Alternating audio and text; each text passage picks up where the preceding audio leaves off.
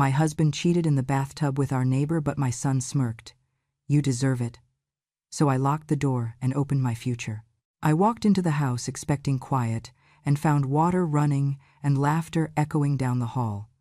A sound so out of place it made my stomach tighten before my mind caught up, and when I pushed open the bathroom door, I saw my husband Gordon, 68 and graying, sunk in the tub with our neighbor, Tanya, 60 years old and smiling like she had won something, their bare shoulders slick with soap, their faces flushed with a familiarity that did not belong to me anymore, and the shock snapped into heat as I heard my own voice rise, telling them they were old enough to know better than to do something so disgusting in my home, in my life, in the space I had paid for with decades of steadiness. And before Gordon could speak, Eric appeared behind me, my son, grown and tall and hard-eyed, and he shoved me backward with one flat palm to my chest, as if moving a chair, not his mother, and he said, "Mom, you deserve it. You have been ruining people's lives forever." And Tanya laughed softly, a thin sound that scraped, and said I thought I was some kind of saint when I was really just a faded shadow clinging to a house that did not want me. And Gordon finally spoke with a calm that cut deeper than shouting, telling me he was tired of living with someone who always had to be right, someone who made every choice feel like a trial, someone who watched and remembered and never let things slide. And I understood then that the cruelty was practiced, that they had rehearsed these lines long before the water ever filled the tub. I did not scream again, because something steadied in me, and I reached out and pulled the bathroom door closed and turned the lock from the outside, not as violence, but as a line drawn, a statement that my presence still mattered. And from behind the door I heard Gordon curse and Tanya hiss, and Eric leaned close to the wood and murmured to her that the plan was still running and that I would crack soon enough. And the word plan rang in my ears with a clarity that pushed the shock aside, because this was not only betrayal but bait, a scene designed to provoke, to film, to frame me as unstable. And I felt the old habit return, the one that counted details and followed threads.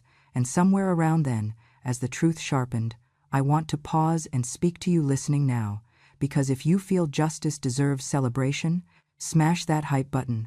Let us keep stories like this alive, echoing far, far away. Your support helps us bring understanding and love to those who deserve it. Thank you so much. Keep listening, because what came next was not the end, but the beginning. It was an old lock, the kind that jammed easily, and I heard it catch the moment I turned it. I stepped back from the door and let the house go quiet, and in that quiet I reached into my coat and took out the second phone I kept for emergencies, an old habit from a life spent knowing how easily narratives can be twisted. And I set it to record, holding it steady as I listened to Tanya laugh and say that if I lost my temper, they could finally close the file, and Eric answer that the doctor would do the rest once I looked emotional enough, and Gordon say he would handle the signatures because I always trusted him, and each word landed clean and sharp, proof forming itself without my interference. And the shock drained away completely, replaced by a focus that surprised me with its calm. I thought about how easily they had said you deserve it, as if punishment were owed for a lifetime of saying no, when no was the only honest answer. And I thought about how many times they had tried to provoke me lately, how often Eric had mentioned my age, how Tanya had asked questions about my routines with a smile too interested, and the pieces slid together with the certainty of a ledger balanced at last. I did not call a locksmith or the police or anyone who would turn this into noise before it needed to be, because noise was what they wanted from me, and instead I kept recording and let them talk themselves into clarity. And when they finally went quiet, I turned off the phone and pressed it to my palm, feeling the small warmth of it, feeling my own breathing slow, and I told myself that they wanted me to lose control so they could take it all, and that I would give them something else entirely, because I was 73 years old and still capable of choosing the moment to speak. And standing there in my hallway, I understood that locking that door had not trapped them, it had freed me, and I promised myself that I would show them exactly how clear my mind still was, and that promise settled into me like a fact, not a threat, as steady and unmovable as anything I had ever known. Standing alone after that bathroom door closed, I finally let myself trace it back to where it truly began. Not with Tanya, not with the tub, but with my refusal to be careless. I spent most of my working life as a compliance-focused accountant for community funds and school programs. The kind of job that requires memory, documentation, and the quiet courage to say no when everyone else prefers convenience. And I kept records because records protect people, but Gordon called it paranoia. Eric learned to roll his eyes at the folders and labeled envelopes, and slowly the narrative formed that I was difficult, suspicious, always looking for problems instead of letting life flow. The truth was simpler and crueler. My attention made their shortcuts visible, and they resented being seen. Years ago, while auditing a small community grant tied to a local youth program, I uncovered irregularities that pointed to misuse of funds and inappropriate behavior that crossed ethical lines, and I reported it because I believed silence makes accomplices. But the fallout was ugly, families whispered, donors pulled back, and Gordon complained endlessly that I had embarrassed him, telling Eric that his mother liked destroying people's lives more than protecting her own family, and Eric grew up hearing that lesson repeated until it sounded like fact. When people avoided us afterward, when invitations dried up, Gordon blamed my honesty instead of the wrongdoing itself, and Eric absorbed the idea that my integrity was a liability, not a value. By the time he was old enough to understand resentment, he had learned to aim it at me. When Eric was 19, restless and convinced success was something you grabbed loudly, he came to me with a plan to borrow money to open a bar with friends who had enthusiasm but no experience, and to invest the rest in a volatile cryptocurrency scheme he barely understood. And he wanted my signature as a co-guarantor because my credit was solid and my savings represented safety, and I read every document, ran the numbers, and said no because the risk was obvious and the losses would be permanent. And Eric's anger exploded in a way that shocked me then and makes sense now, because to him, my refusal was not protection but betrayal. When the venture collapsed months later, when his friends scattered and the money vanished, he told anyone who would listen that I had stolen his future, that my fear had kept him small, and Gordon did nothing to correct him because Gordon had always been quietly threatened by the stability I brought. A man younger than me who depended on my planning while resenting it, calling my boundaries control because it was easier than admitting his own insecurity. Gordon liked to say he wanted freedom, but what he wanted was the benefit of structure without the discomfort of accountability, and my presence made that contradiction impossible to ignore. Over time, every sensible choice I made became evidence in their private case against me.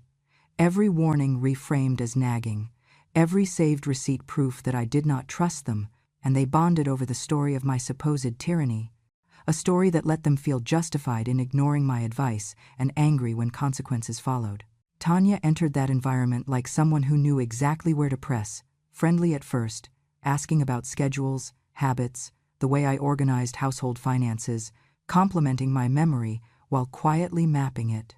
And when I gently corrected her about neighborhood rules, parking violations, and noise complaints because those rules protected property values and people's peace, she smiled and nodded, and later complained that I thought I owned the street, that I was an old woman who needed to be put in her place. I did not know then how neatly my family's resentment would align with her ambition, how easily my reputation as difficult would make their betrayal sound believable, how my insistence on fairness would be used to frame me as unstable. Looking back, I see how every conflict followed the same pattern. When my caution prevented harm, they called it control. When my honesty exposed wrongdoing, they called it cruelty. When my refusal blocked their risky dreams, they called it sabotage.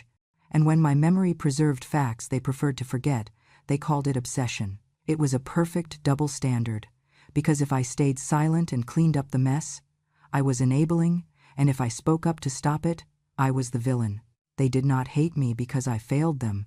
They hated me because I would not fail myself in order to make their lives easier. Standing there, with proof warming my palm, I finally understood that the bathtub betrayal was only the loudest symptom of a much older disease, one built from years of resentment toward a woman who would not be careless, would not sign blindly, would not look away, and would not pretend that love meant letting people hurt themselves without objection. I did not lose my family because I was cold or controlling.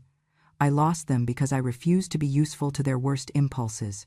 And that realization hurt more than any insult they threw at me, but it also clarified something essential. Their hatred was not evidence of my failure. It was evidence of my boundaries holding firm. And once I saw that, I stopped wondering how to earn their approval and started planning how to protect my future. After I locked the bathroom door from the outside, the laughter did not stop right away, and that was the first thing that told me this scene was never meant to end with shame or apology. It was meant to provoke, to push me into noise they could later label as instability. I stood there, my palm still on the cool metal of the knob, listening as the water sloshed and the air filled with the careless confidence of people who believed they had already won. And then the words came, low at first, then clearer as they forgot I could hear them. Eric's voice cut through the steam with the calm of someone discussing logistics, not betrayal, and he said that the doctor would only need to note an emotional outburst and the paperwork would take care of itself.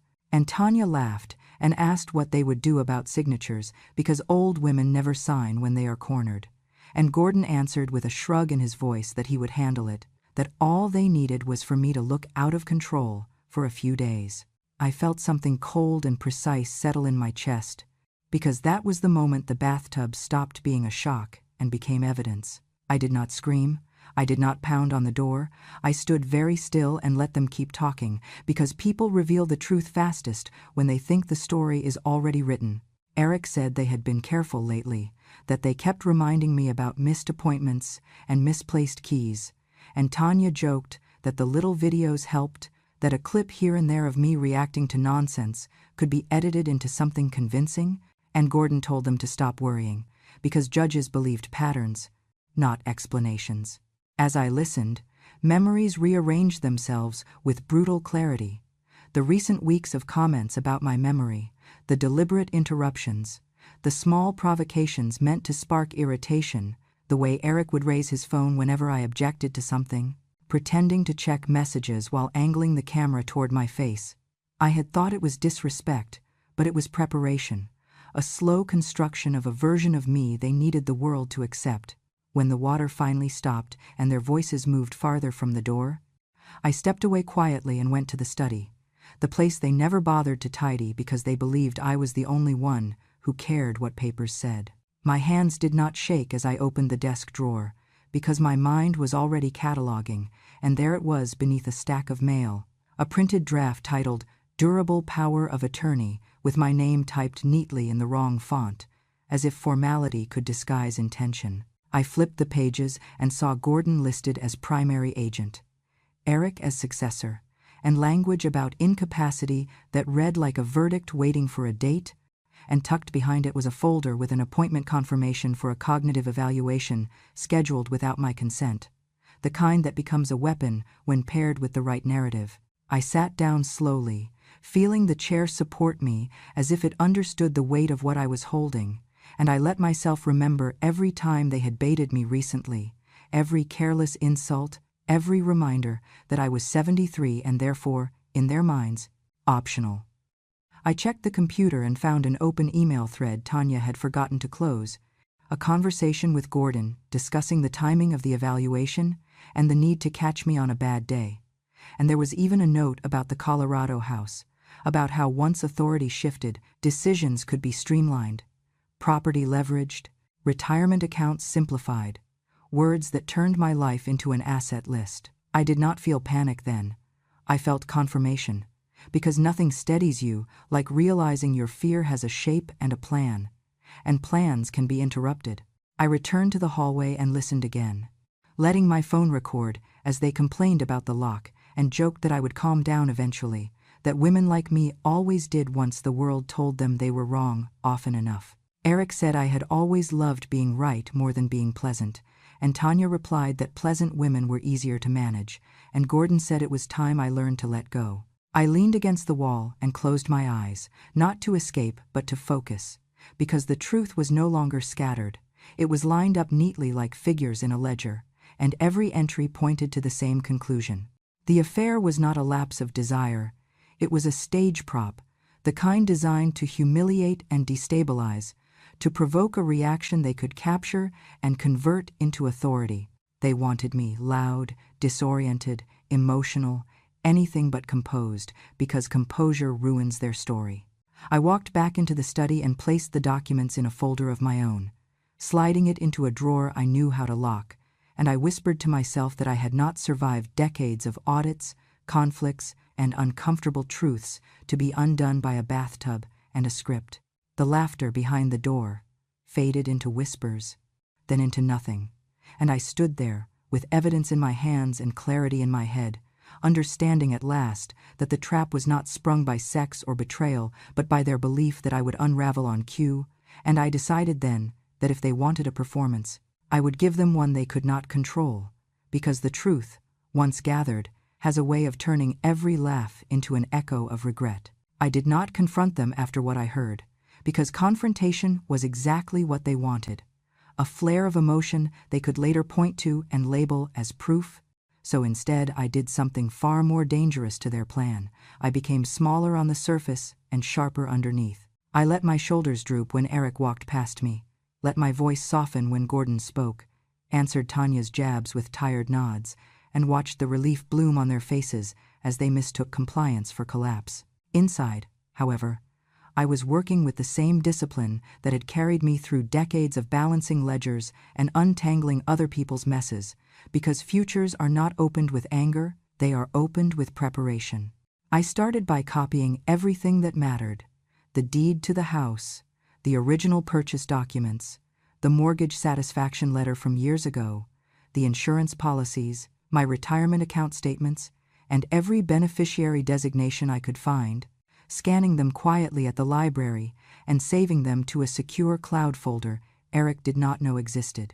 At night, I photographed calendars, appointment cards, and the draft power of attorney papers, making sure dates and file names told a clear story, and I recorded every conversation in common spaces, not secretly out of malice but carefully out of necessity, because memory alone is fragile and recordings are not. When Gordon complained that I was forgetting things again, when Tanya suggested I rest instead of asking questions, when Eric spoke slowly to me as if I were a child, all of it went into a growing archive that documented tone as much as words. I reached out quietly to people who still knew who I was, starting with an elder law attorney recommended by a friend from my volunteer days, a woman who listened without interrupting and told me, very calmly, that nothing I described was unusual, and that preparation was my strongest ally.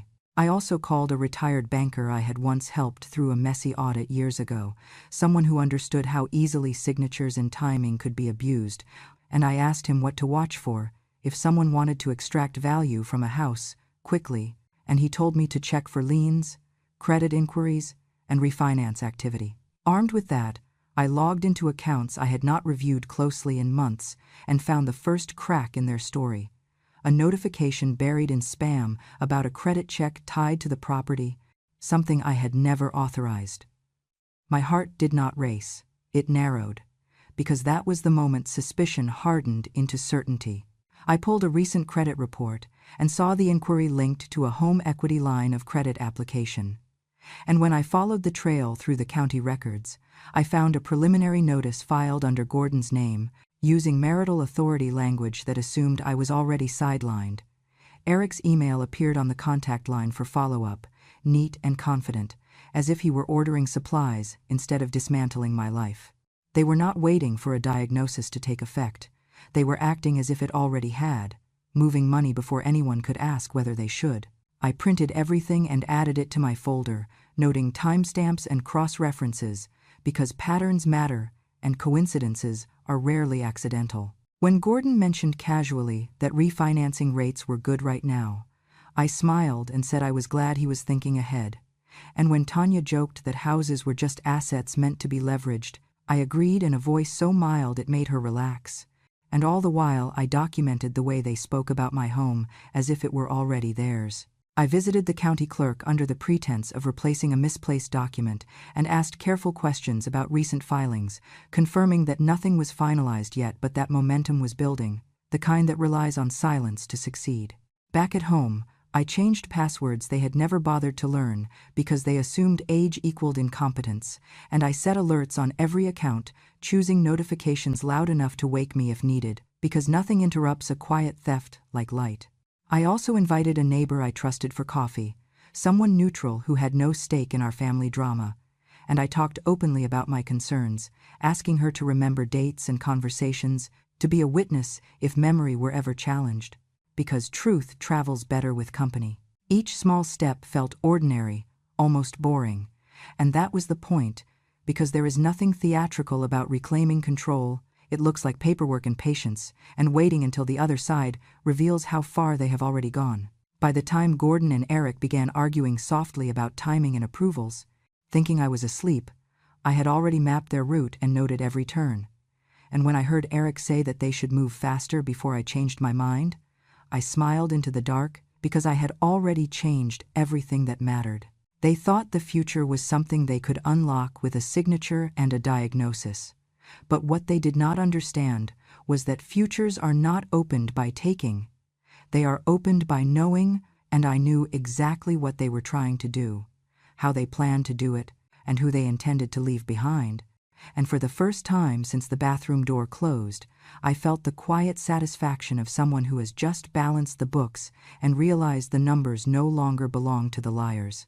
They chose a Sunday afternoon for what Eric called a family meeting, as if adding that word could bleach the intent out of what they were about to do. Gordon sat at the head of the dining table with his hands folded, practicing a look that was meant to signal concern but carried no warmth, only impatience. Eric leaned against the counter, scrolling on his phone, already bored, already certain of the outcome.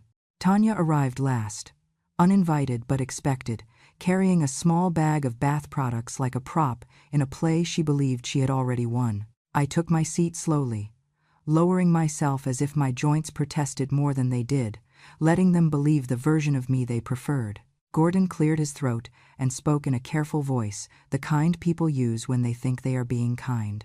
"Michelle, we have been worried about you," he said. "You have been stressed, confused. It might be time for you to rest and let others handle things." Eric nodded without looking up. "Yeah, Mom, you have done enough.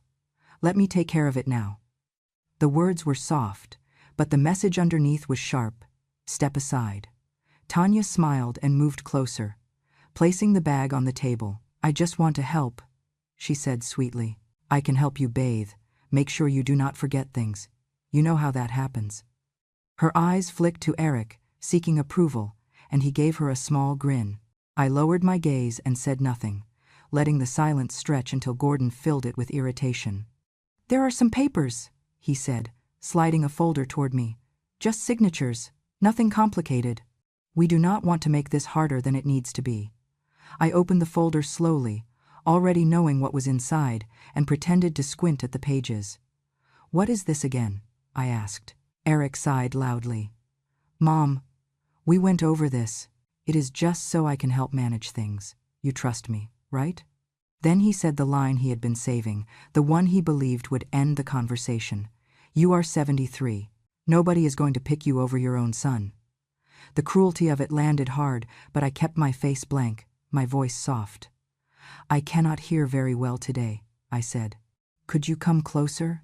Tanya stepped in eagerly, bending down so close I could smell her perfume. "It is simple," she whispered, impatient now. "You sign, and then you move into assisted living. The house gets sold, the money gets transferred. Whether you want it or not, this is happening." Gordon did not correct her. Eric did not flinch. In fact, Eric leaned forward and added, his voice low and sharp, "You deserve it, Mom. After all the years you said no to me." The words burned, but they were exactly what I needed. I nodded slowly, as if absorbing it with difficulty, and asked again, "What was that?" Tanya laughed, careless, triumphant. I said, "This is better for everyone. You cannot live here anymore." Outside, the doorbell camera blinked silently, capturing every raised voice, every sneer, while the recorder in my pocket hummed steadily, collecting their confidence like a debt. Gordon pushed the pen toward me. "Sign it," he said flatly. "Do not make a scene." I looked at the page, then at him, then at Eric, and finally at Tanya, who had already begun talking about contractors and timelines as if my decision were a formality. After the sale, she said, we can finally start fresh. I smiled faintly, the kind of smile that made Eric relax and Tanya straighten, convinced they were seconds from victory. All right, I said, if that is what you all want. Eric exhaled in relief. See? That was not so hard. I did not pick up the pen. Instead, I reached into my pocket and set my phone on the table, screen lit, recording still running, and I said, very clearly, I just wanted to make sure I heard you correctly. The room went still. Tanya's smile faltered first. Eric's eyes dropped to the phone, then snapped back up to my face. Gordon's hand froze in midair. What is that? He asked. A witness, I said calmly, and so is the camera on the door. And so is the neighbor, who has been listening since you started telling me where I was going to live. Eric laughed nervously. You cannot do anything with that. Tanya scoffed, trying to recover. No one will believe you. I leaned back in my chair, feeling steadier than I had in weeks.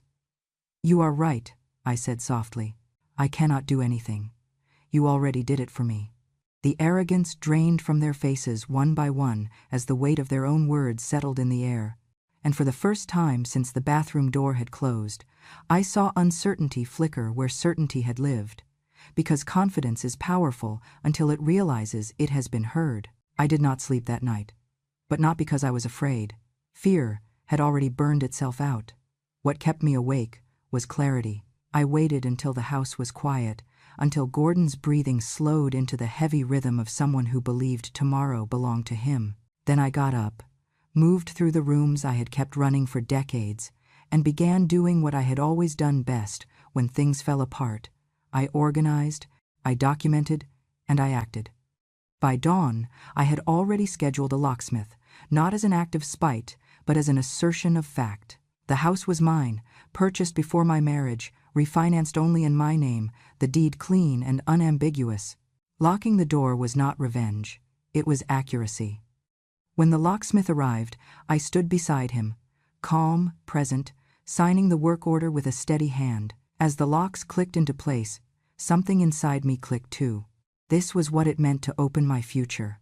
Quietly, legally, irrevocably. I spent the morning making changes Gordon and Eric never thought I was capable of making without them. I opened a new account at a different bank, moved my pension deposits, redirected my Social Security, and froze any joint access with a single phone call. I scanned every document that mattered, uploaded them to a secure vault, and handed physical copies to my attorney, a woman who listened without interrupting and nodded as if every piece of this made perfect sense. We updated my will. We established a trust. We named beneficiaries who did not smirk at my pain. I did not cry while doing any of it. Grief had already done its worst. What remained was resolve. By afternoon, Gordon realized something was wrong. He tried his key. It did not turn. He knocked, then pounded, then shouted my name as if volume could undo law. I did not answer. I watched from the hallway as he called Eric, his voice rising, his certainty cracking.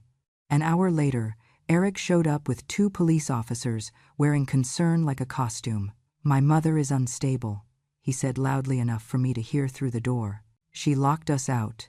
She has been acting irrationally. I am worried about her safety. I opened the door myself, slowly, and stepped onto the porch. I greeted the officers by name because my attorney had already called ahead. I handed them copies of the deed, the recordings, the messages where Eric and Gordon planned my removal. I did not raise my voice. I did not accuse. I simply stated facts. One of the officers listened to a clip through his radio earpiece, his expression changing with each sentence. Another asked Gordon to step aside. Gordon tried to argue, but the words tangled, losing their authority the moment they left his mouth. Sir, the officer said calmly, this property belongs to your wife. She has the right to restrict access. Gordon looked at me as if I had become a stranger. Michelle, he said, you cannot do this. I met his eyes and answered evenly. I already did. Eric tried one last time. She is confused, he insisted. She is not thinking clearly. The officer turned to me. Ma'am, are you under any distress? Do you feel threatened? I shook my head. No, I said. I feel finished. That was enough. Gordon was told to collect essential items, later under supervision. Eric was warned about filing false reports. They stood on the sidewalk, stunned, as the door closed behind me, the new lock turning with a final, unmistakable sound.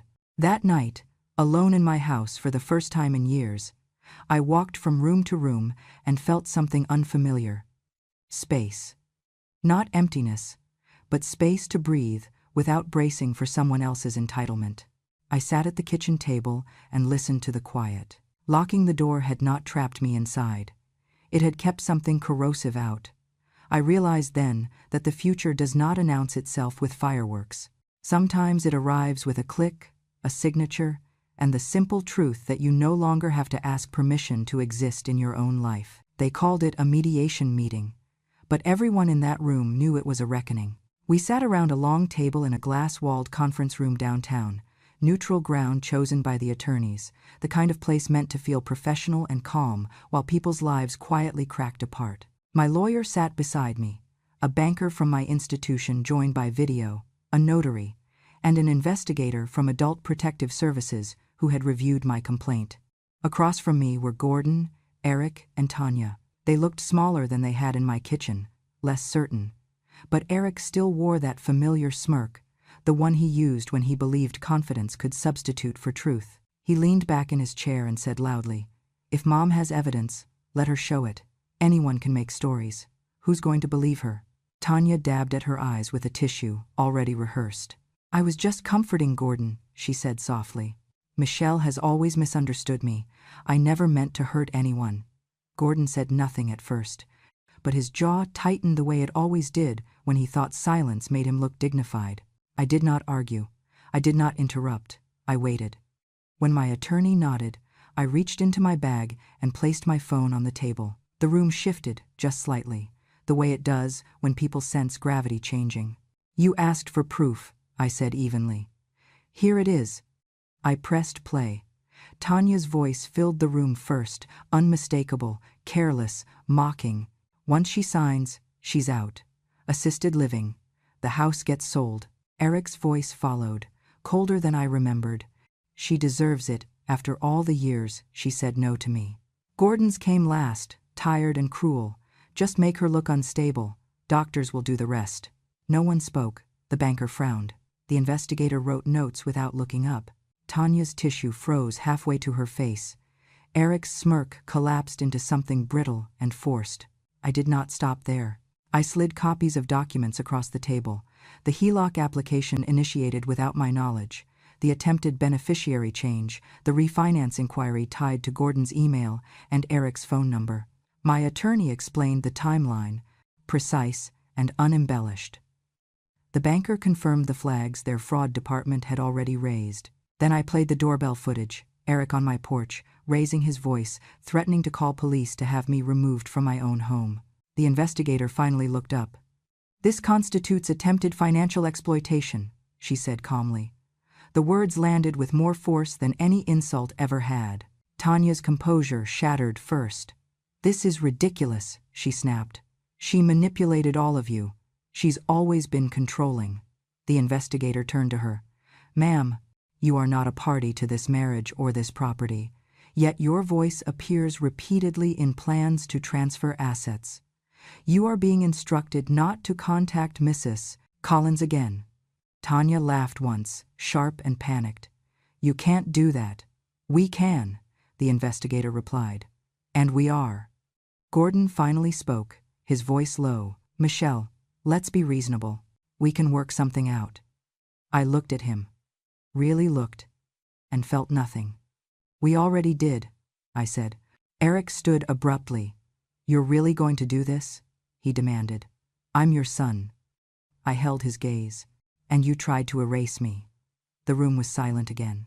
My attorney cleared her throat and summarized the consequences with professional precision. Gordon would vacate the house, the divorce would proceed under unfavorable terms due to misconduct, and he would have no access to my accounts. Tanya would face a civil restraining order and potential charges if forged documents were confirmed. Eric's involvement would be formally recorded, his attempt noted as exploitation, and he would be removed from my will and any future authority over my affairs. That was when Eric's voice broke. Just slightly. "Mom," he said, softer now. "I'm sorry. I didn't think it would go this far." I waited a moment, then answered calmly, "You're not sorry you hurt me. You're sorry you lost." He had no reply. Gordon stared at the table. Tanya looked at the door, as if measuring how fast she could leave. The meeting ended without shouting, without drama, without anything left unresolved. When I stood to go, my hands did not shake. I felt light, not triumphant, but finished. As I walked out of that glass room into the Colorado sunlight, I understood something with perfect clarity. They laughed when they thought I was powerless. They fell silent when they realized I was not, and that silence was worth every long night it took to get there. I moved out quietly, the way you leave a place that no longer deserves a dramatic goodbye. A week after the meeting, after the locks were changed and the lawyers finished their paperwork, I packed only what mattered: papers, photos I actually loved, books with margins full of my handwriting. I did not take the china we never used or the furniture chosen to impress guests who never truly saw me. I chose a small apartment at the edge of a mountain town. Nothing fancy, just a place with a wide window where the light came in honest and unfiltered. Every morning, the mountains remind me that endurance does not need applause. It only needs time. For the first few nights, I slept lightly, not from fear, but from relief. My body was learning what safety felt like again. No footsteps outside my door, no voices testing my patience, no one watching my reactions, waiting for me to slip so they could call it proof. I cooked simple meals. I drank my coffee slowly. I left my phone face up on the table because I no longer had to hide anything. Freedom, I learned, is quiet. I joined a small support group at the community center. Women my age and older, all of us carrying different versions of the same betrayal. Some had children who drained their accounts. Some had husbands who signed things behind their backs. We did not cry much. We talked about documents, boundaries, warning signs. I told my story, not with bitterness but with clarity, and I watched other women sit up straighter when they realized they were not foolish, not weak, not alone. Helping them did something unexpected for me. It returned a sense of purpose that had nothing to do with fixing my family. I updated my will and my trust with a calm I never thought possible. I removed names that had once felt permanent. I added causes that reflected who I had always been, not who they tried to reduce me to. A portion went to a foundation supporting older women navigating financial abuse. Another went to a local legal aid group that helped me understand my options when everyone else assumed I had none. And the rest, the part that mattered most, I set aside for someone who never tried to own me, my granddaughter, not as a reward, not as leverage, but as a statement. Respect is not inherited, it is earned. She visits me now, just the two of us. We talk about school, about her plans, about the kind of life she wants to build. I do not warn her constantly. I do not control. I listen. When she hugs me goodbye, there is no guilt in it, no confusion, only warmth. That is how love is supposed to feel. As for Gordon, he faded quickly once there was nothing left to take. We communicate only through attorneys, and even that is becoming rare. Eric tried once more, a message asking if we could talk, saying he was under a lot of stress. I read it without anger and without urgency. I did not reply. Not every door needs a final conversation. Some only need to stay closed. People sometimes ask me if I regret not forgiving them, as if forgiveness were the same thing as access. I tell them the truth. I forgave myself for staying too long, for explaining myself to people who were committed to misunderstanding me, for believing that love required endurance without dignity. That forgiveness was enough. I walk every afternoon now, slow but steady, along a trail that smells like pine and dust and sun. No one hurries me. No one tells me I am too much or too late or too old. I am exactly where I am meant to be. And when I think back to that night, to the steam on the bathroom mirror and the laughter that was meant to break me, I no longer feel humiliation, I feel clarity. I locked the bathroom door so they would understand one thing. I was not their possession. And when I locked that door, I did not trap myself in the past. I opened the future that had been waiting for me all along. And now, my dear listener, my story comes to rest, but my voice does not. If you have stayed with me to the very end, then you know this was never just about betrayal, or age, or a locked door. It was about dignity. It was about an old woman choosing herself when everyone else decided she was disposable. If this story moved you, reminded you of someone you love, or gave you strength you did not know you needed, then please stay with me. I still have many stories to tell, stories of truth, pain, courage, and quiet justice that deserve to be heard. Before you go, sweetheart, don't forget to subscribe to Grandma True Stories. Your support keeps these voices alive, keeps these memories from being erased, and reminds the world that even at this age, we are not finished. Thank you for listening. I'll be right here, waiting for you next time.